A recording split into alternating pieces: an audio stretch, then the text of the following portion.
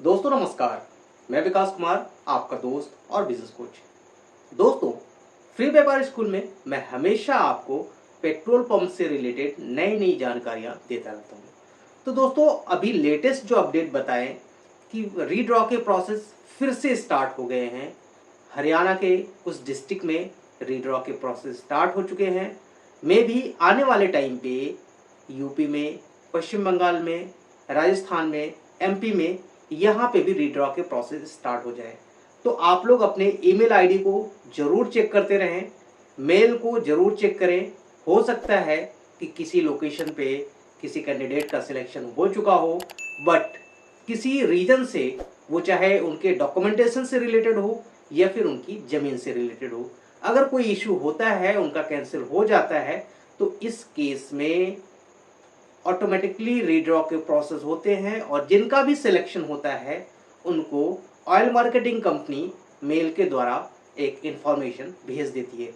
बहुत सारे ऐसे लोग हैं जिन्होंने अपने मेल को प्रॉपर तरीके से चेक नहीं किया और जब डेट निकल गई तब उनको पता चला कि मेरा सिलेक्शन हुआ था और मैं मेल को नहीं चेक किया, इस वजह से मैं सिलेक्शन में पार्टिसिपेट नहीं कर पाया, दैट इज डॉक्यूमेंट अपलोड नहीं कर पाया और इनिशियल सिक्योरिटी डिपॉजिट पे नहीं कर पाया। तो इन सब चीज़ों पे दोस्तों आप ध्यान दें, अपने मेल को बीच बीच में चेक करते रहें, क्योंकि कभी भी आपकी लोकेशन पे नया अपडेट आ सकता है।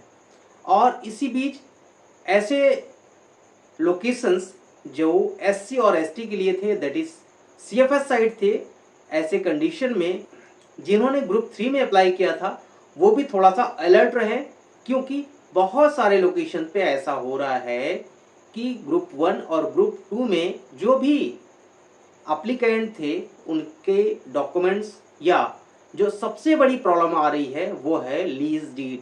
लीज डीड के इशू के कारण बहुत सारे रिजेक्शंस हो रहे हैं और उसी रिजेक्शन के कारण ही बहुत सारे लोकेशंस पे ग्रुप 3 और ग्रुप 2 वालों का भी सिलेक्शन हो रहा है। तो प्लीज़ आप लोग अलर्ट रहें।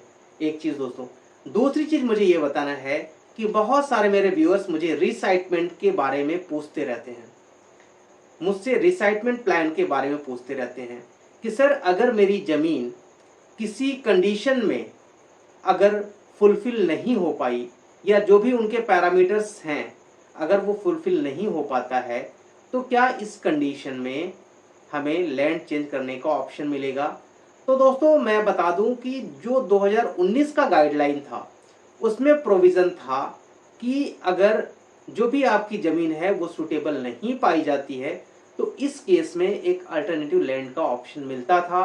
बट अभी ऑयल मार्केटिंग कंपनी के अपने नोटिफिकेशंस आ चुके हैं कि उसमें से जो 2 पॉइंट हैं, एक जो SC ST that is CFS site के लिए एक प्रोविज़न हुआ करता था कि अपने उस एडवर्टाइज लोकेशन पे वन टाइम किसी भी जगह पे वो अपना लोकेशन चेंज कर सकते हैं, तो ये वाली भी फैसिलिटी ख़त्म हो गई है।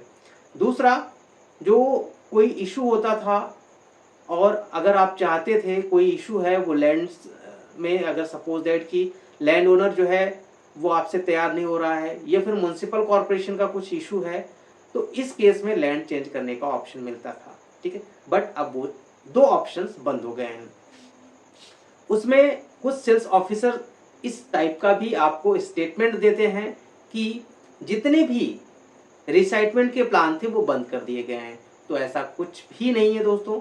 अभी एक इनका जो गाइडलाइन है कि अगर किसी डिपार्टमेंट से आपको एनओसी नहीं मिलती है, अगर किसी डिपार्टमेंट से आपको एनओसी नहीं मिलती है और वो डिपार्टमेंट आपको एक वैलिड रीजन देता है, एक लेटर बना के देता है कि इस रीजन से हम इस लोकेशन पे एनओसीज नहीं दे सकते हैं, तो इस कंडीशन में आपको लैंड चेंज करने का ऑप्शन मिलता है। अगर सेल्स ऑफिसर या फिर आपके टेरिटरी मैनेजर या फिर डिविजनल मैनेजर ये कहते हैं कि नहीं वो ऑप्शन खत्म हो गया है, तो अभी तक ऑयल मार्केटिंग कंपनी की तरफ से इसके लिए कोई भी नोटिफिकेशन उनके अपने ऑफिशियल वेबसाइट पे या कोई भी नोटिफिकेशन उनके ऑफिस के द्वारा ऐसा किसी भी एप्लीकेंट को नहीं दिया गया है। जो 2 ऐसे रूल थे, 2 ऐसे कंडीशन थे कि जहाँ पे आप लैंड चेंज कर सकते हैं वो ख़त्म हुए हैं, और उसको मैं आप स्क्रीनशॉट पे देख सकते हैं, उसको मैं दिखा दे रहा हूँ। आप इसको ईजिली आराम से पढ़ सकते हैं टाइम देके कि इस पर क्या लिखा हुआ है। 2 पॉइंट्स पे सिर्फ रिसाइटमेंट प्लान का जो सिस्टम था उसको ख़त्म किया गया है, बाकी एज यूजुअल जो 2019 का गाइडलाइन था वैसा ही चल रहा है। ठीक है, इन सब सारी चीज़ों पे आप ध्यान दें। नेक्स्ट है दोस्तों कि बहुत सारे ऐसे एप्लीकेंट हैं, बहुत सारे ऐसे व्यूअर्स हैं जो मुझे पर्सनली कांटेक्ट करते हैं, मेल करते हैं, व्हाट्सएप करते हैं कि सर मेरा डॉक्यूमेंट जो है प्रॉपर तरीके से अपलोड नहीं हो पाया, इस वजह से मेरा रिजेक्शन हो गया। तो आप लोग अलर्ट रहें।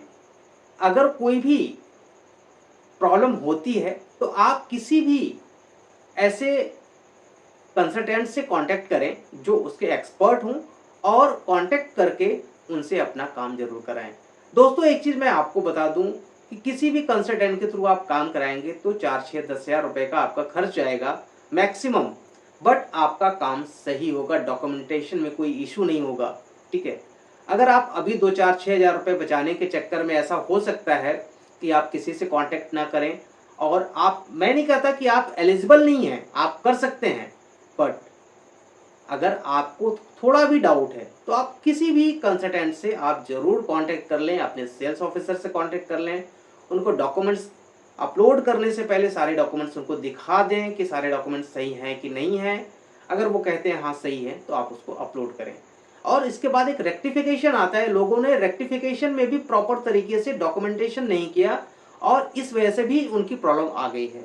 दोस्तों 2 दिन पहले ही कुछ लोगों ने मुझे कांटेक्ट किया कि सर मेरे पास रेक्टिफिकेशन का मेल आया था, और मैंने रेक्टिफिकेशन का मेल के थ्रू जो भी डॉक्यूमेंट्स मुझे अपलोड करने थे मैंने अपलोड कर दिया, बट उसमें क्या था कि सिर्फ एक पेज हमने अपलोड किया, क्योंकि वहाँ पे पीडीएफ अपलोड करने का ऑप्शन नहीं आ रहा था, तो मैंने इमेज के थ्रू एक पेज ही अपलोड किया, और इस वजह से मेरा रिजेक्शन हो गया।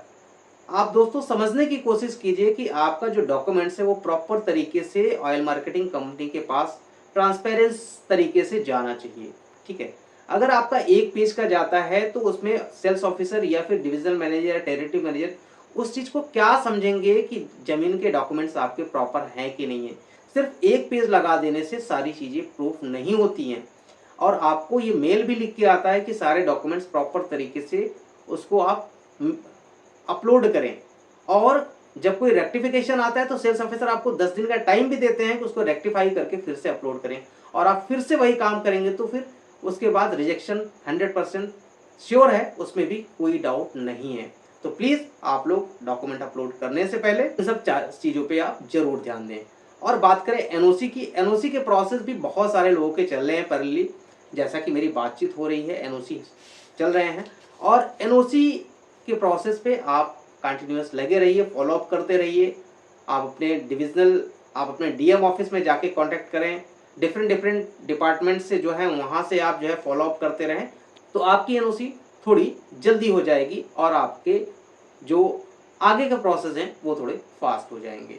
ठीक है, तो दोस्तों आप लोग बिल्कुल प्रिपेयर रहिए, अपने मेल को चेक करते रहिए, और आने वाले टाइम पे शायद जिनका सिलेक्शन नहीं हुआ है उनका भी सिलेक्शन हो। और एक चीज़ दोस्तों, जिनका भी सिलेक्शन नहीं हुआ है तो प्लीज़ वो अपने लीज डीड को कैंसिल ना करें जब तक आपके लोकेशन पे फाइनल तरीके से वहाँ पे कोई पेट्रोल पंप सेटअप ना हो जाए, क्योंकि ऐसा हो सकता है कि एनओसी में भी प्रॉब्लम आए और एनओसी ना मिले तो भी वो कैंसिल हो सकता है। एलओआई मिलने का मतलब ये नहीं कि फाइनल उनका सिलेक्शन हो चुका है। जब तक उनको एलओआई ना मिल जाए, जब तक वहाँ पे कंस्ट्रक्शन ना स्टार्ट हो जाए, तब तक आप अपने लीज डीड को कैंसिल ना कराएं, क्योंकि अगर आपने कैंसिल करा दिया तो फिर आने वाले टाइम पे बहुत प्रॉब्लम होगी अगर इनकेस आपका सिलेक्शन हो जाता है। तो आप वेट करें, जब तक सिलेक्शन वहाँ पे नहीं हो जाता है, जब तक वहाँ पे पेट्रोल पंप स्टार्ट नहीं हो जाता है, तब तक आप 2-4 सालों तक वेट कीजिए, उसके बाद आप अपने लीज डीड को कैंसिल कराइएगा। ठीक है, तो दोस्तों मिलते हैं नेक्स्ट वीडियो में, तब तक के लिए धन्यवाद।